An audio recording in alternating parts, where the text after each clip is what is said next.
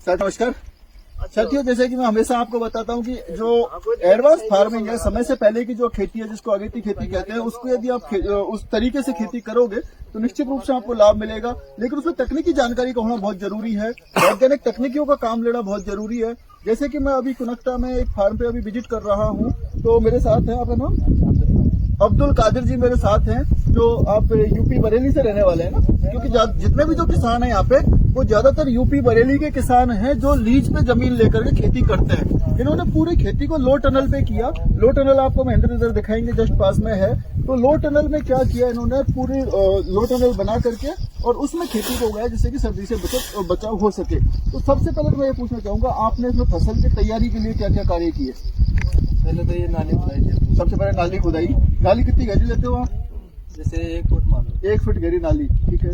फिर 1 फुट गहराई होगी। 1 फुट उसमें गुड़ाई मतलब 1 फीट गुड़ाई होगी, तो 2 फीट हो गया लगभग, ठीक है। गुड़ाई 1 फुट हो गई ना। हाँ, गुड़ाई 1 ही फुट होगी, वो नाली के बराबर हो जाएगी। अच्छा, नाली के बराबर ही गुड़ाई, ठीक है। 1 फुट हो जाएगी, नाली 1 फुट रह जाएगी, गुड़ाई की बात नहीं की। अच्छा, नाली के गुड़ाई के बाद भी 1 फीट रहेगा, ठीक है। अपने ये देसी खाद आता है। देसी खाद कितना डाला? DAP है। जैसे ये 1 बीघा में कितना ट्रॉली डाल देते हैं? 1 बीघा में कम से कम 3 ट्रॉली। 1 बीघा में नॉर्मल 3 ट्रॉली। उसके अलावा यूरिया है, अपना DAP है। यूरिया DAP डालते हैं। हाँ जी, पोटाश है। पोटाश कितना कितना डालते हैं 1 बीघा में लगभग? ये जैसे आधा बीघा पोटाश, जैसे इसमें तो थोड़ा ज्यादा चल जाता है, खीरे में थोड़ा कम। खीरे में कम, जो जैसी फसल है उसके हिसाब से हम डालते हैं। डाल देते हैं, ठीक है। अब इसके बाद में आपने पूरा ये, और सबसे पहले लगाया कब था इसको, पौधा कब? ये हमने लगाया था 11 महीने की 25 तारीख को। 11वें महीने, नवंबर महीने में 25 तारीख को आपने पौधा लगा दिया था।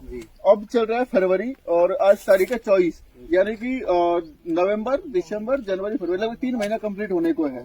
तो आपने इसमें सबसे पहले जैसे मैं पूछ रहा था आपको, ये जो फसल लगाई तो इसको नवंबर में तो बहुत ज्यादा सर्दी रहती है, उस टाइम पे कैसे सर्दी से बचाया आपने इसको? ये पढ़ाई है सर, ये अच्छा, ये कपड़ा लग रहा है पूरा जिसको लो टनल बोलते हैं।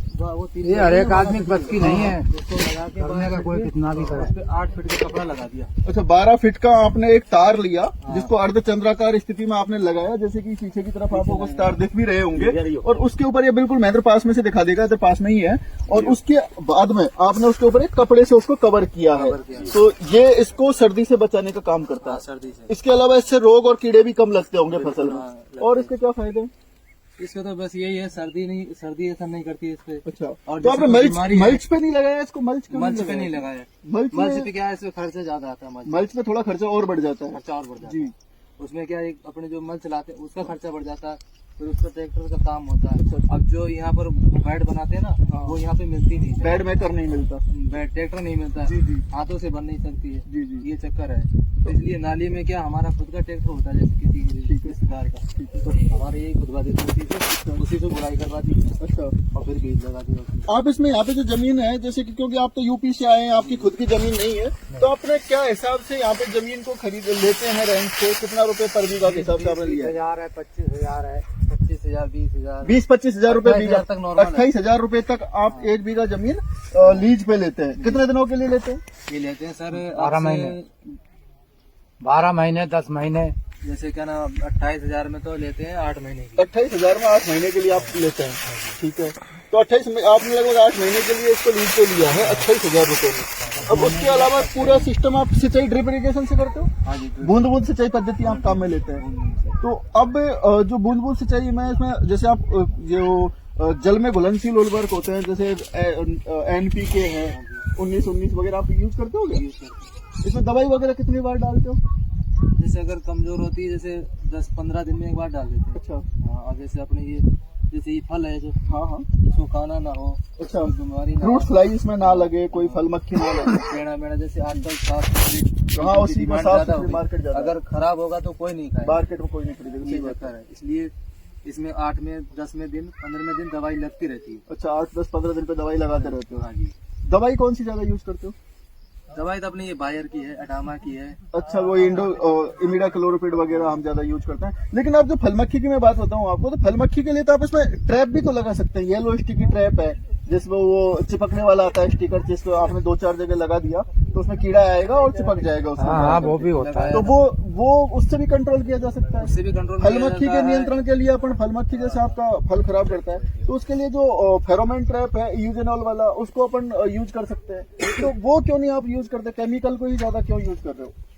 जैसे वो यहाँ पे नहीं मिलता है इस एरिया में, हम पहले लाल सूट थे हाँ। तो वहाँ पे हमने लगाया था, वहाँ पे आपको इजीली मिल जाता होगा। मिला था। अब जैसे कि आपने बताया कि सबसे पहले तो आपको यहाँ पे ड्रिप का खर्चा काफी ज्यादा आ जाता है, मल्च का खर्चा ज्यादा आता है, उस वजह से आप ड्रिप तो यूज करते हैं लेकिन मल्च यूज नहीं करते। यदि हमारे किसान जैसे हम राजस्थान के अभी एक बात करें तो राजस्थान में उत्तर प्रदेश से आकर के 25,000 रुपए या 30,000 रुपए बीघा में आप यहाँ पे जमीन खरीदते हैं, लीज पे लेते हैं और उसके बाद आप यहाँ खेती करते हो। हमारे किसानों की स्थिति यह है कि पूरे साल भर में एक बीघा से मुश्किल से 25-30 हजार रुपए का मुनाफा कमा पाते हैं। सब हमेशा परेशान रहते हैं, घाटे का सौदा है, खेती में परेशानी आ गई। यदि उनको उद्यान विभाग के माध्यम से, जब मल्च पे भी हम 75% सब्सिडी देते हैं, ड्रिप पे भी उद्यान विभाग के माध्यम से 75% की सब्सिडी मिलती है, उनका लीज का खर्चा भी बच जाता है, तब भी मुनाफा यदि नहीं आ रहा तो उसके पीछे आपको क्या लगता है, क्या रीजन हो सकता है? यहाँ के खेती किसानों में आप में क्या अंतर है? अब ये तो खैर किसान है, वो उनको क्या पता क्या कर रहे हैं। सर जी ये तो मैं देख रहे हैं, मेहनत इतनी नहीं कर सकते हैं। मेहनत बहुत ज्यादा करते हैं। हाँ, हर चीज में 90% ये कोई ऐसे मेहनत ही मेहनत है। 10% है कोई जो आराम मिल जाए। मार्केट का आपका कहाँ पे है? मार्केट तो ये है जैसे अपने जयपुर है, जयपुर बेचते हो? जयपुर चली है, दिल्ली चली है, दिल्ली अपनी भी बरेली यूपी साइड में चली अच्छा, है। बरेली यूपी तक भी आप लोग यहाँ से मार्केट बेचते का हैं? कोई वो नहीं है कि कहाँ पे जाए, जहाँ भाव अच्छा बढ़िया, रहेगा जहाँ वहाँ भाव आप बढ़िया बेचते हैं। मिलेगा वहाँ चला तो जाए। इसका जो अभी वर्तमान रेट क्या चल रहा है ककड़ी का? ककड़ी का फिलहाल तो जैसे 20 से लेके 25 तक है नॉर्मल, 20 से 25 रुपए किलो लगभग चल रही है। नॉर्मल मंडी का। और दूसरी कौन कौन सी क्रॉप अभी आपकी चल रही है यहाँ पे? तो फिलहाल तो खीरा है, खीरा है। खीरा क्या भाव जा रहा है? खीरा भी यही लमसम 20-25 रुपए किलो ही लगभग खीरा डाउन आपका भी हो जा रहा है। जाता है, जैसे मार्केट में माल ज्यादा आ जाए हाँ, तो डाउन हो जाता है, अगर माल मोटा कम आता है तो तेज हो जाता तो है। तेज हो जाता है। ये है। तो थैंक यू किसान भैया, ये मैं आपको बताना चाह रहा था क्योंकि जब हम सामान्य जो किसान है हमारे जो परंपरागत खेती कर रहे हैं, गेहूं सरसों जौ बाजरा मक्का ज्वार लगा करके अपना जीवन यापन करते हैं और अपने आप को एक सफल किसान की श्रेणी में मानते हैं, तो मुझे लगता है कहीं ना कहीं वो गलती कर रहे हैं। हम लोगों को यदि वास्तविक खेती करनी है, टेक्निकल खेती करनी है, तो आप देखिए जब आप अब ककड़ी तरबूज खरबूज लगाओगे उससे पहले किसान का तरबूज और खरबूज मार्केट में आ चुका है जो 25 रुपए किलो के लगभग थोक में जा रहा है। आपका जब बाजार में आएगा तो वो मुश्किल से 2 रुपए किलो 5 रुपए किलो बिकेगा और तब आप कहते हैं कि हमें घाटा होता है, तो निश्चित रूप से घाटा होना तय है। एडवांस फार्मिंग अपनाओगे, टेक्निकल चीजों को करोगे, वैज्ञानिक दृष्टिकोण से यदि खेती करोगे तो निश्चित रूप से आपको लाभ होगा। धन्यवाद। एक मिनट